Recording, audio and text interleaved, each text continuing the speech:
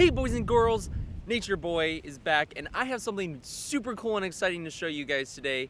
All you have to do is quick follow me down here and I'll show you what it's all about. Hey guys, we're actually at a sort of weird place for Nature Boy to be at right now. We're actually at the bathrooms down here in Pathfinder Hill, but if we look inside this part of the bathroom, there's actually something super cool just inside. Let's go take a look. So actually, as you can see here on the hand dispenser, we actually have a bird nest right here. And bird nests are some of the greatest architectural achievements within the natural world. And there's tons of different kinds of bird nests, all for different kinds of birds, right? Hummingbirds have super small, delicate nests that they build in different kinds of bushes and other kinds of dense trees and stuff. And they're made of super soft materials because their eggs are super soft and delicate. Then there's other kinds of nests that birds will build made out of grass and mud, right? That they'll build up into almost these cocoon structures in trees. And what these do is the sun will bake these mud and grass structures and actually harden it to be able to withstand different kinds of weather and kinds of predators. And these structures actually have two kinds of different spaces to further protect the eggs. This nest that we have here is actually an even different kind of bird nest known as a weaver bird nest. And if we can get just a little bit closer on the nest here, you can actually see that there's different kinds of natural materials, such as leaves and a little bit of moss in there. There's some twigs, and even some blades of grass that the birds that made this nest actually weave together to create this structure. And this nest is even further exemplified of its just architectural greatness and the fact that it actually has an opening here on the side, acting as a tunnel so the birds can enter it that way and further be able to protect the eggs that are within this nest from predators. And actually, there's going to be a photo coming up on screen of the eggs within this nest, and I want you guys, yes, you at home, I want you to do some research. Look up what kind of eggs this are in this bird's nest and possibly identify what kind of birds laid them and leave it down below in the comments. And you see, bird nests have a very specific purpose of protecting the eggs inside, right?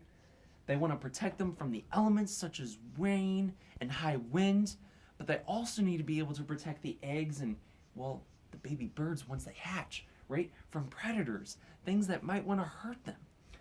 And I'm reminded of a psalm that's actually about what happens when we dwell in God's nest. And this is actually Psalm 91.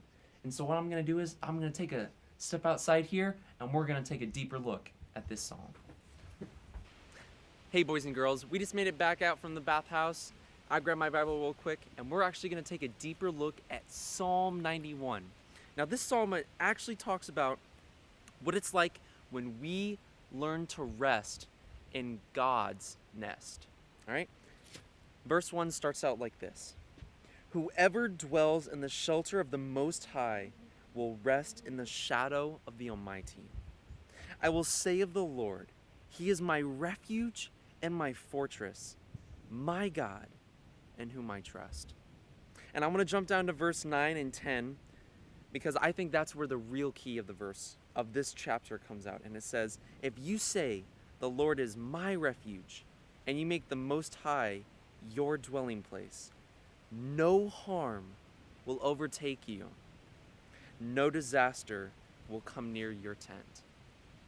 And I really that strikes me that when we rest in God's nest, right, we rest in His shelter, it's not that the storms won't come.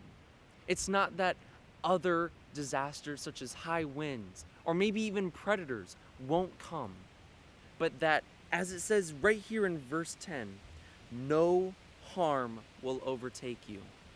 We won't be consumed by these things because God has His overshadowing hands over us, protecting us, just like a bird's nest, properly built, protects its eggs within it. Not that it can make the storms and the other disasters that could befall the eggs go away, but that it protects them through these disasters and events. And so as we end out this talk today, I pray that you boys and girls would learn to rest in God's nest so that these disasters that will come your way, probably even right now they're coming your way, that they will not overtake you because you are resting in God's shelter. Now that's all I have for today, boys and girls. As always, I'm Nature Boy, and until next time, don't forget to go out and explore God's nature.